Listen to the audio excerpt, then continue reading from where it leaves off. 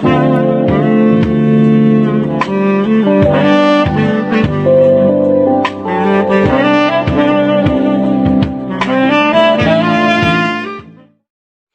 friends, you are welcome to Anchor Network, where you get updates of things that you really need to know.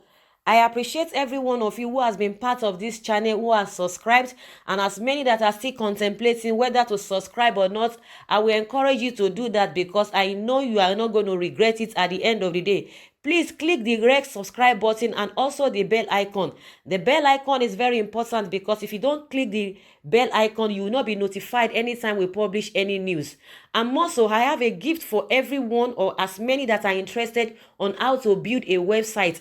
There is a website link in the description section. Once you open it, there's a video that will teach you on how to build a website from beginning to the end.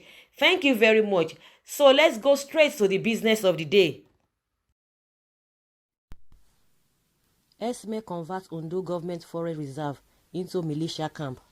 Fresh facts emerged on Saturday that Esme have converted the Ondo Government Reserve located in the Odigbo local government area into a militia camp.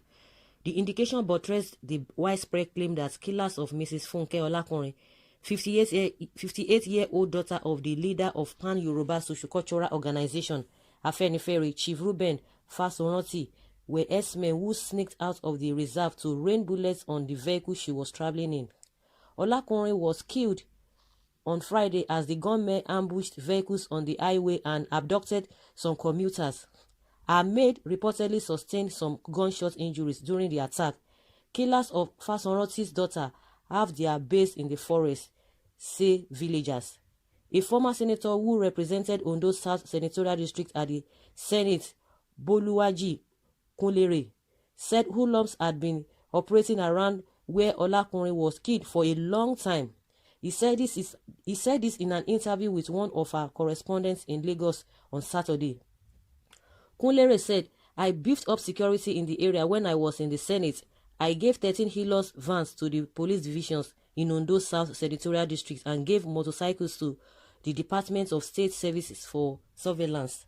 I think the police do not have the manpower to ensure adequate security in the area. The expressway, Benin-Ore Shagam Expressway, is where the major problem is. The spot, Kajola, where they killed Baba Fasoranti's daughter, falls between Odigbo and Okitipupa local government territory. The people living close to the area said Fulani Esme had taken over the area and there was a time a bishop was adopted and the police rescued him in that area. Esme are all over the forest. We see them between Omotosho and Igbo Tako. They graze their cows on the road and strike and they run back to the bush. They have been operating there for long, but the attack of Baba Fasoranti's daughter was given a wide publicity because of the man's influence. The downtrodden have been suffering there for long. There was a time that they exchanged gunfire with the police between Omotosho and Ore in the afternoon, and they ran away when they discovered that the police would overpower them. When they attacked Chief Olufalaye's farm, then the police said it was bush burning because of the fear of Abuja. Wow. They want to attribute this killing to armed robbers, but the locals are saying the killers are herdsmen. Some residents of Kajola town in the Odigbo Council area who spoke with Sunday Punch insisted that some Fulani herdsmen terrorizing the area were residing in the forest in that area. One of the residents identified as Mr. Ola said the herdsmen behaved as if they were above the law, adding that it was not the first time they would perpetrate the acts in the area. He said, "They destroy our farms at will. Their cows always eat up many of our farm produce. We have reported several times to the police, but no action was taken. We heard gunshots yesterday, Friday, as it is a common thing in the area. We call on the government to provide adequate security to protect our lives and property." Also, a farmer in Kajola village who gave his name only as Mr. Aliu also said bandits had invaded forests surrounding the village. He said there had been many criminal activities going on in the forest and nobody stopped them. Aliu said the herdsmen that struck on the expressway yesterday, Friday, stay in the forest around that area. That is not their first time, and that is how they operate. We have reported this problem to the security agent, but nothing has been done about it. We are helpless. Government should come to our aid. Another resident who spoke on condition of anonymity also retreated that the reserve in the Odigbo Council area had been inhabited for long by S-men. He said, though the reserve belonged to the government, community members now use the place for farming. The resident, who is prominent member of the National Association of Odigbo Local Government Students, said S-men rampage started in the area at the same time it became rampant in the country. He said villagers are aware of the activities of S-men in the area. There was a time S-men caught the wrist of a farmer who confronted them when they took their cows for grazing on his farm. The DPO of Ore police station intervened in the matter and spoke with members of the community. The vigilantes have had to confront them many times.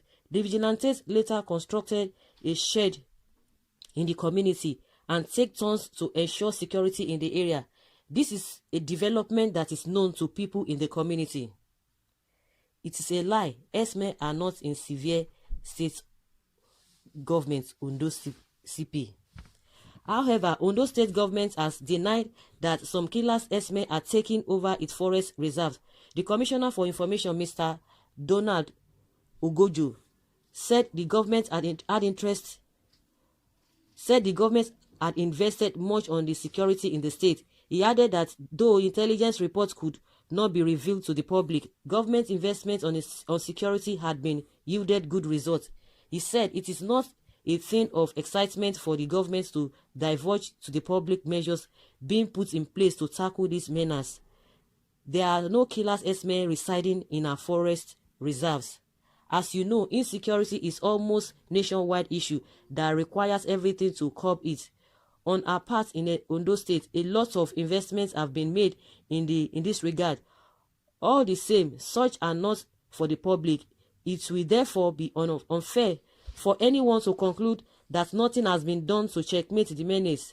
As you are aware, we have our limitations, but those limitations will not be allowed to discourage us from doing what is appropriate at all times. Also speaking, the State Commissioner of Police, Ondi A.D. Adie, said he was not aware of gunmen in the state. He urged residents to provide useful tips on the gunmen and their activities, promising to act on them immediately. Adie said, the person with that information should make it available to me right away. We appreciate useful information from anywhere it comes from. Once it is credible, we would act on it. On her part, the chairman caretaker committee of the Odigbo Council, Mrs. Margaret Akin Suroju, said she was new in the local government but ready to assist security agents in their efforts to make the local government free of bandits. She said, I'm just 2 weeks in the council. I am not aware of bandits taking over our forest reserve, but as I speak to you, the security agents are working tirelessly to flush criminals out of the area. I will like the traditional rulers and the people to support them by giving them useful information that will lead to the arrest of the bandits. The Inspector General of Police, Mohammed Adamu, has deployed special forces to hunt down the killers of Olakunrin. He disclosed that Ondo State Police Command, backed by special force and seasoned investigators from the 4th Criminal Investigation Department, the Intelligence Response Team and the Technical Intelligence Unit, deployed from the Force Headquarters, Abuja, had already commenced a massive manhunt for the hoodlums. The IG, who announced this in a statement in Abuja on Saturday by the Force spokesman, Frank Mba, revealed that he had also ordered the total overhaul of security architecture of the highways in the southern parts of the country as part of measures to prevent a future occurrence of such incidents. The IG spoke just as some youth staged a peaceful protest on the premises of Far Sonotis Akure home on Saturday over the killing. The IG gave the assurance that the Olakunrin killers will certainly be found and made to face the full wrath of the law. The statement read in part, in this vein, the commissioners of police in the affected states were ordered by the IGM to embrace adequate security arrangements in their areas of jurisdiction. The Ààrẹ Ọ̀nà Kakanfò Yoruba land. Gani Adams said the Yoruba nation had been pushed on the wall by the killer S-men, who is said invaded the southwest. Adams, who is also the leader of the Oduduwa People's Congress, said in a statement on Saturday that the time has come to react, saying they should not be blamed by the time they start reacting in their own way. The Ààrẹ Ọ̀nà Kakanfò said Yoruba race is not as a loss to what to do, but to complete stop to the atrocities of the Fulani S-men. But we have continuously issued statements to call the attention of the entire world to the developments in the peaceful southwest. We only want the whole world to know that what has been happening and being done to our people. They should be aware of the actions that preceded our reaction when it eventually comes. We are not bereft of ideas on how to stop this criminality on our land. It is just that we should have not been blamed when the reaction comes. We are like the proverbial goat that it's been chased. When it gets to the wall, it will certainly react. We are at the stage now. Hello guys, that's just what we've heard. I don't know why government will just always be denying. People that are in that area are saying these are their experiences, these are the things they are facing, and they said they have reported this incident. This militia, these S-men having, putting themselves in one camp and destroying everybody, going to people's farm. Yet the police have not really done anything. Just like some of the policemen were talking here that it's not as if they are not doing anything. That is not true. That they have been spending money on security. That security in that area has been on top notch. But people there are still testifying. The resident, I've never seen or I never heard a resident saying that the thing is not true. But the people working for government and the other woman that said she came to that area some weeks back, that she's not aware that anything is going on. Of course, she's new there. Even if she's been there, she's not going to say it out because, like someone said, the former senator, in that constituency said because of the fear of, from Abuja, they are afraid from power that be from the top, because if they say anything otherwise, they could be fired. Because I'm sure because this senator is not a former senator, that's why he can say that because the police or the security agency in that area, they are afraid to say it because this thing has been happening over the time. Like he said, he provided some vehicles, some things that could really curb this whole menace. But police are still on the, ground that there is nothing like S-men. But people that are there are saying, these are our experiences. We are not living here because you guys are protecting your job. You don't want to say the right thing, and a lot of people's life, going in for it.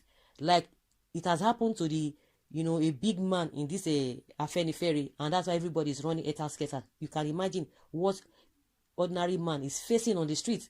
The government is still denying this whole thing. I don't just know why they are denying it. They are overwhelmed. They are incapacitated in this issue, and I don't know why the federal government is trying to drag this whole thing.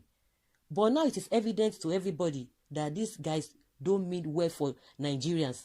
The government, I'm not sure they mean well for us. So guys, that's where I'm going to stop. You've heard everything that these people have said. I would like you guys, to put down your comments and let's hear your opinion concerning this matter. Thank you very much. Bye.